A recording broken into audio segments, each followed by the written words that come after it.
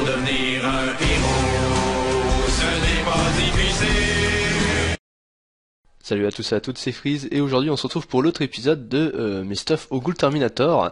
Donc après cet épisode là il en restera un, normalement il en reste deux, mais bon ça m'étonnerait que vous vouliez que je vous présente un stuff Strigid, vu que c'est tout simplement un stuff Strigid qui est complètement basique, donc je vois pas trop l'intérêt de vous présenter ce stuff là. Par contre ça c'est le stuff feu que je vais vous présenter, donc le stuff soin que j'aurais utilisé sur mon Decaflip, bien que Mathieu en tout cas ne l'a jamais utilisé au Ghoul Terminator, tout simplement parce que il était préférable de jouer donc les K-Flip avec le mode que je vous présenterai dans un autre épisode, qui est tout simplement le mode Grand-Duc avec pour mettre de l'érosion, avec un peu de barbe à étoile, etc. Tout un mélange qui est plutôt sympathique et qui est vraiment efficace. En tout cas, là, ça va être l'épisode de la présentation du stuff feu. On va lui dire salut, mais je suis en vidéo, voilà. Donc c'est un stuff qui est vraiment, bon, on va pas dire qui est vraiment spectaculaire. Et s'il te plaît, arrête de m'embêter. C'est un stuff qui est de base Nidas avec un peu de séculaire. Avec un voile d'encre et avec une bague de l'Ourson histoire d'avoir des exos. Donc là aussi il y a tous des exos PAPM, donc je vais vous présenter un peu tout ça. Donc voilà, je me suis juste arrangé un peu parce que il y avait un gars qui essayait un peu trop d'insister, voilà, petite dédicace à Wasta Woket, même si je le connais pas. Donc du coup, oui, un mélange avec de Nidas et de séculaire, donc Amu et ceinture séculaire. Donc pourquoi est-ce que j'ai pris une full Nidas à la place d'une séculaire basique? Donc il faut savoir, attendez, je vais juste vous faire la comparaison des deux coiffes. C'est assez simple. Ici, vous voyez, bon, ça offre plus d'intelligence, plus d'agilité, etc. Mais c'est surtout, moi en tout cas, mon choix à moi, c'est surtout au niveau des résistances. Ici c'est que 7% en terre et 7% en eau, tandis que la Nidas elle offre beaucoup plus de vitalité. Déjà vous voyez qu'ici j'ai 78 de vitalité en plus. Bon, je perds aussi beaucoup plus d'intelligence, 50 d'intelligence à peu près. Je crois que j'ai des coups critiques en plus, mais c'est surtout voilà au niveau des résistances, 10% en neutre et 10% en terre. Après c'est un choix, ça peut sur certaines classes ça peut être plus puissant la Nidas, sur d'autres ça peut être plus puissant la séculaire. Par exemple je sais que l'Osamodas c'est beaucoup mieux je crois la Nidas, et par exemple c'est vrai que sur les cas on aurait peut-être mieux fait de choisir une full séculaire. Après bon voilà, moi en tout cas j'ai opté pour la full Nidas, qui me paraît être voilà juste un tout petit peu mieux, parce que c'est vrai que les deux coiffes après peuvent largement se défier, être au contact entre les deux. Donc après c'est juste un choix stratégique. C'est vrai qu'après ça nous offre de l'agilité, donc plus de fuite, plus de tacle aussi, donc plus de mobilité. Et après c'est que 40 d'agilité, on gagne quelques petites choses en plus du côté de la couronne Nidas. Mais après c'est un choix. Donc voilà, la couronne Nidas que je vous avais déjà montré, qui a juste, je vais vous montrer un peu, qui a juste un skin juste horrible, moi je trouve. Bon, ça fait pimp, hein, ça fait je suis le roi, mais mais elle est vraiment ignoble sans être mimi-biotée ou sans avoir un objivant. Donc c'est pour ça que je remets mon gland. Ensuite l'anneau Nidas, que lui on a Exopéa, en tout cas que Mathieu a Exopéa. On a vraiment eu beaucoup de chance parce que tout simplement on l'a exo avec moins de 20 runes. Donc c'est pour vous dire la chance qu'on a eu. Et le G est pas du tout dégueulasse, parce que vous voyez qu'il manque un peu de soin, un peu de fuite, un peu de retrait. Bon, limite le retrait on s'en bat un peu les couilles sur les cas. Mais sinon le G est vraiment pas mal. Il y a 250 de vitalité, il manque que 2 en intel, 3 en sagesse, 1 dommage. Donc vous voyez que ça reste vraiment assez intéressant pour un exo qu'on a fait en à peine 20 runes. Donc en tout cas Mathie est vraiment une personne viable pour tout ce qui est FM exo. Moi vous me dites de exo, je ne sais pas du tout, je ne sais pas FM, je sais peut-être FM juste allez, un GNO PAPM, mais encore je serais capable de vous faire un tuto comme, d'ailleurs il y a un tuto sur ma chaîne, c'est un des tout premiers tutos que j'ai fait, donc ça devait être dans mes 10 premières vidéos, un tuto que j'ai fait sur le GNO PAPM qui était vraiment horrible. Donc voilà, donc l'anneau Nidas qui est vraiment sympathique. Exopéa ici, les tongs Nidas, donc celles-là je les avais achetées en mode marchand parce que j'ai trouvé plutôt sympathique. Le G était vraiment bien, et en plus il y avait un petit exo résistance critique, mais c'était surtout pour le G qui est proposé ici, pour le prix que j'avais trouvé, je crois que c'était 12 millions en mode marchand. alors que des non FM c'était je crois entre 10 et 11 millions. Il y en avait une à 15 millions qui était pas aussi belle que ça mais qui était FM, donc c'est surtout pour ça que je les ai prises. Donc vous voyez que le jet est quasiment parfait, hein, presque 400 de vitalité, il manque juste un en intel, 2 en sagesse. Il y a le PM, le PO qui est vraiment sympathique, les 15 dommages, le diff 8 et les résistances, donc 12 résistance R, 10% de résistance eau et 20 de résistance au poussée, donc les 20 résistances de poussée qui sont en tout cas la full Nidas qui est vraiment détectable grâce à ça au Ghoul Terminator. Donc voilà, quand on regarde le bonus de panoplie, ça donne 1 PA, 10 soins, 5 fuites, 30 intel, c'est pas non plus extraordinaire, mais c'est toujours ça de prix, c'est surtout le PA qui est super important.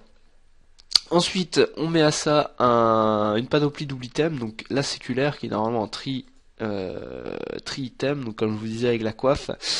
La ceinture qui nous donne 339 vitalité, là par contre je m'avancerai pas, je sais plus du tout si c'est 350 vitalité ou 300 vitalité, donc je m'avancerai pas pour un exo, pour un over plutôt. 80 intelligence, donc ça c'est presque quasi, bah c'est parfait. 38 agilité, il manque que 2 d'agilité, 42 de sagesse, bon c'est vrai qu'on aurait pu faire un peu mieux parce qu'il nous manque quand même 8 de sagesse. Les 7 coups critiques qui sont quand même très intéressants, 1 PO, les dommages feu, le soin, l'initiative, de la fuite, encore de la fuite. 14 de dommages critiques, on s'en bat un peu les couilles, et 10% R. Et ensuite, l'amulette séculaire ici, pour le PO, donc ici c'est un exo PO que j'avais acheté à 40 millions en HDV, tout simplement pour avoir la possibilité d'avoir un bot 6 PO sans forcément mettre un trophée et donc libérer un slot là où c'est vraiment intéressant vu qu'on peut vraiment varier dans plusieurs choses. Donc du coup, l'amulette qui est vraiment pas dégueulasse, hein, vu que 298 de vitalité, il manque un peu d'intelligence. Bon là, l'agilité je crois que c'est 25, donc ça va, ou 30, si c'est 30 c'est dégueulasse, mais si c'est 25 ça va. La sagesse qui est parfait, les dommages il manque un dommage partout, 15 résistance critique et 8% en neutre et 8% en feu. Donc ça c'est vraiment intéressant. Le bonus de ces deux items là, qui est en fait carrément le même que si c'était avec les 3 items, seulement il manque le PA. Donc 50 intelligence, 5 coups critiques et 10 dommages critiques. Donc vous voyez qu'ici en 2 items, si je me trompe pas, avec 2 items on a 7, on a déjà 12 coups critiques. Avec la coiffe, on atteint 17 coups critiques, les bots ne donnent pas de coups critiques, donc vous voyez que quand même on atteint déjà 17 coups critiques avec 5 items, bon c'est pas non plus extraordinaire vu qu'on a quand même les bots et l'anneau, mais la séculaire qui offre énormément de coups critiques et rien qu'avec son bonus par exemple, son bonus coups critiques qui est vraiment très intéressant.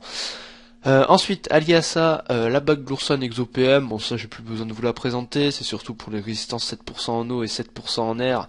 Exo PM, acheté à 45 millions à Gabawe, qui était le remplaçant CRA de l'équipe du Ghoul Terminator. Qu'est-ce que je pourrais dire sur cette bague? Bon, c'est vrai qu'après j'aurais pu prendre par exemple, éviter d'acheter une amulette séculaire, prendre un anotami ou un anotique. Exo PM, mais ça m'aurait coûté plus cher et ça m'aurait laissé moins de choix au niveau de mon anneau parce que je trouve ça plutôt important. Même s'il est Exo PM, après voilà, c'est vrai que j'aurais pu alterner avec différents items. Donc je préférais mettre un exo sur un item que j'étais sûr de devoir utiliser au cours du Ghoul Terminator, par exemple sur ce mode feu là, que plutôt le mettre sur plutôt sacrifier bah du coup un anneau, ah putain, j'arrive pas à m'expliquer. Plutôt que devoir prendre un anneau, avoir le bonus PO et le bonus PM, alors que par exemple j'aurais pu mettre un autre anneau exo PM. Donc voilà, vous me comprenez, c'est technique, c'est stratégique et c'est surtout pour pouvoir mettre l'exo PM sur cette bague Glourson et ainsi éviter d'acheter un exo supplémentaire aussi surtout. Donc c'est aussi économique, on se le cache pas. Ensuite, le voile d'encre. Bon, le voile d'encre qui est basique, hein, j'ai plus besoin de vous le présenter. On m'a fait remarquer aussi que j'avais beau avoir une résistance critique des Oxus, il me manquait quand même 7 de sagesse, donc ce qui était quand même assez énorme. C'est 7 ou c'est 30 ou 40? Attendez, je crois qu'il manque carrément 40 de sagesse en fait, je sais plus, mais on était à 3 sur Skype avant-hier et on m'a fait remarquer ça. C'était plutôt drôle parce que je croyais que voilà c'était 25 ou 30 et apparemment c'est 40. Donc voilà, l'archétype pas exo, FM en eau, tout simplement pour éviter de faire trop de dégâts quand on soigne pour taper. Donc voilà. 10% de résistance terre qui est vraiment intéressant et le PO supplémentaire. Donc pourquoi est-ce que j'ai choisi l'archétype à la place de la baguette maléfique? Alors il faut savoir que c'est plutôt technique, c'est plutôt aussi le temps qui nous manquait, c'est surtout que en fait, au moment où on a voulu faire la baguette maléfique, c'était un jour avant la sauvegarde, on avait les kamas et tout, mais on s'est rendu compte que si on mettait la baguette maléfique, l'archétype il donne un PO, la baguette maléfique donne un malus de PO et pas un PO, donc du coup on perdit 2 PO. On aurait pu mettre un slot PO, mais du coup ce qui nous retrouvait en 5 PO au lieu de 6 PO. Donc c'est pour ça que tout simplement on l'a pas crafté et qu'on a décidé plutôt de jouer sur l'archétype. L'archétype qui propose plus de PO, moins de soins si ça CC pas. La baguette maléfique qui propose plus de soins en CC, beaucoup plus de soins vu que l'archétype ça va monter à 1500 max à peu près. La baguette maléfique va pouvoir monter, si c'est vraiment bien boosté, va pouvoir monter à du 2000-2002, 2200. En soins, par contre aussi le gaspillage de PA est plus important vu que l'archétype c'est 5 PA et la baguette maléfique, si je me trompe pas, c'est 6 ou 8. Je crois que c'est 8 PA pour faire du 2200. Mais bon, après c'est un choix technique, après ça apporte des jets différents, etc.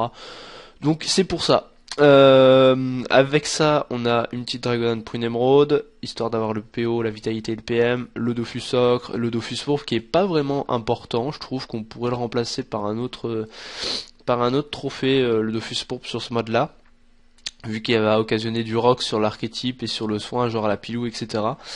Le Dofus Émeraude, le Dofus Turquoise, le Savant Majeur, et moi le trophée que j'estime être qui est sympathique mais qui est le plus maluseux, c'est celui qui donne 100 d'intelligence et qui enlève 200 de vitalité. Donc voilà, après c'est mon avis, après ça peut être tout à fait discutable, mais voilà, moi je trouve qu'on peut le changer par quelque chose de plus utile, mais c'est vrai que bon, tous les trophées peuvent être changés par des trophées par exemple soins, des trophées voyageurs, etc., qui sont quand même plus intéressants, comme la fuite, l'esquive PM, l'esquive PA, les résistances aux poussées, voilà, que par exemple de la caractéristique brutasse, j'ai envie de dire. Alors au niveau des caractéristiques, qu'est-ce que ça donne?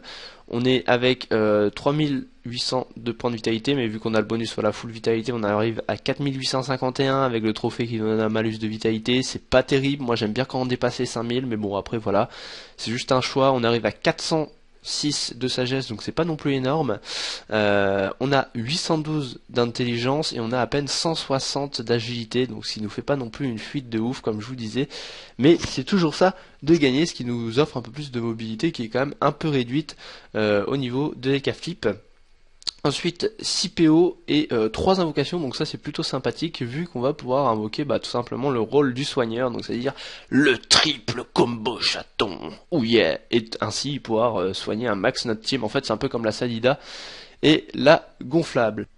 Sinon au niveau des esquives PAPM, là c'est vraiment pas folichon, on arrive à peine à 40 d'esquives PA, 40 d'esquives PM parce que le stuff offre aucune esquive, que de la sagesse, donc du coup là 40-40 c'est vraiment pas terrible. Si on tombe contre un Xeler ou un ennemi, on est vraiment obligé de sacrifier les trophées d'intelligence pour tout simplement remonter notre esquive et ainsi être plus ou moins protégé. Je vous explique pas la galère quand on tombe VS Enu et Xelor ou tout simplement Kra, là ça devient vraiment compliqué, mais après ça c'est une stratégie de devoir sacrifier certaines stats pour ensuite pallier d'autres, etc. Il vaut mieux moins roxer et avoir tous ses PA au début de son tour que plus roxer et avoir 3 PA et pouvoir rien faire. Voilà.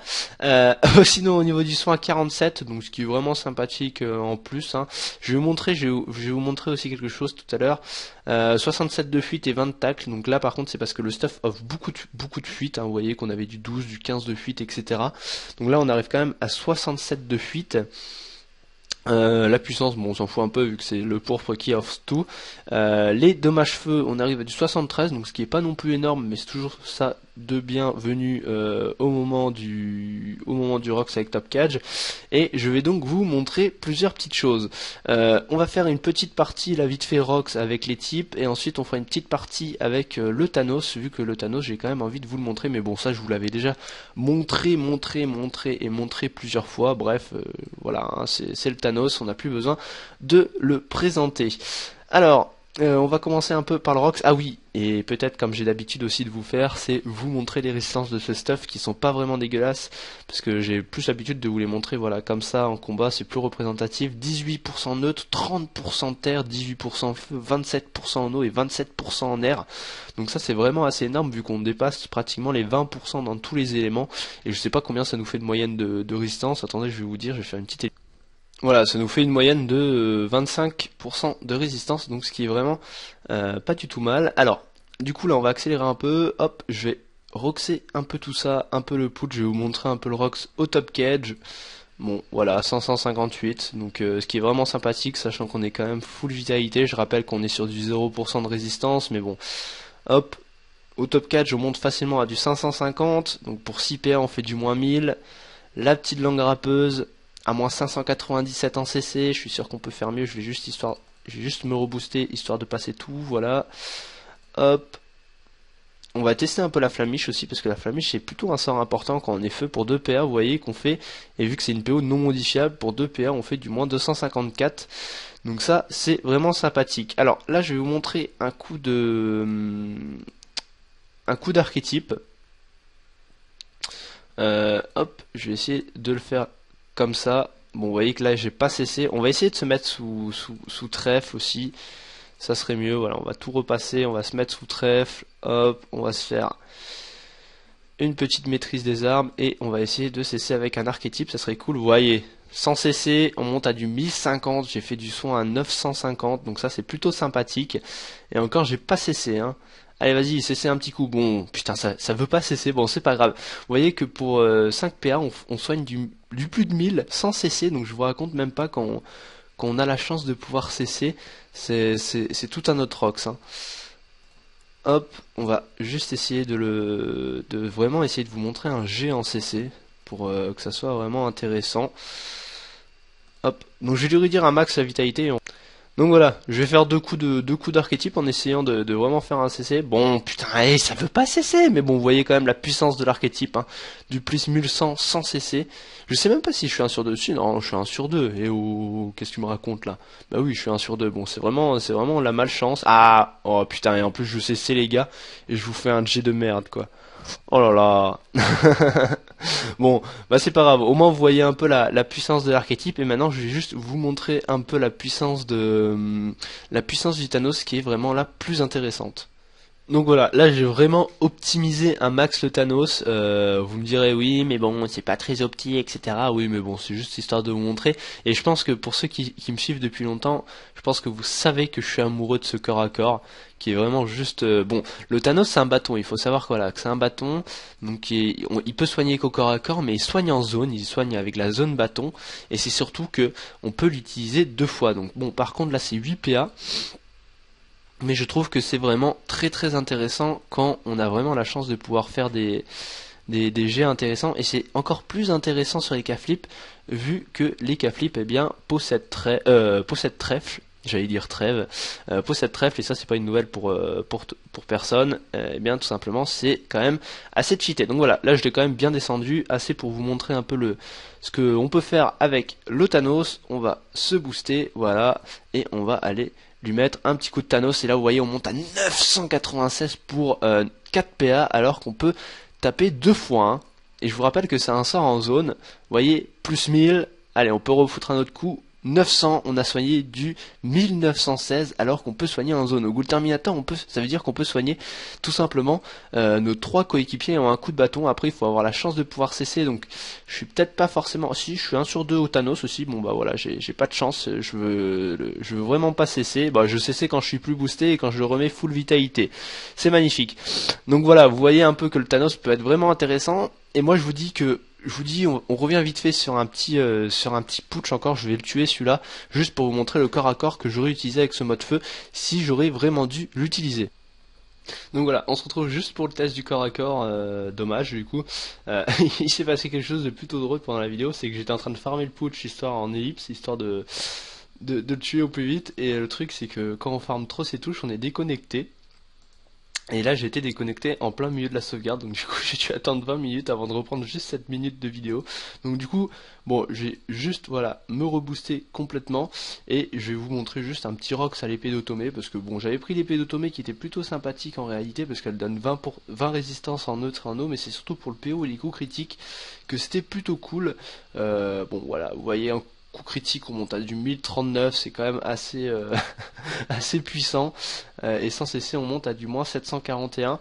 Bon, c'est vrai que j'aurais pu jouer en dag ou des choses comme ça, daguerri, dagimauve, je sais pas exactement en quoi j'aurais pu jouer. Bon, j'avais fait le choix de prendre une épée Otome au cas où, sachant très bien que je n'aurais pratiquement jamais eu à jouer en corps à corps avec le mode feu, hein. Je suis pas bête non plus, mais je l'avais pris et du coup bah je le garde pour histoire de vous montrer un peu ce que ça peut donner, et ça peut donner quand même des choses qui sont assez intéressantes. Donc en tout cas, moi j'espère que cette vidéo vous aura plu, que ce stuff vous aura plu, et moi je vous dis à la prochaine, bye bye tout le monde, pour le dernier épisode de mon stuff au Ghoul Terminator.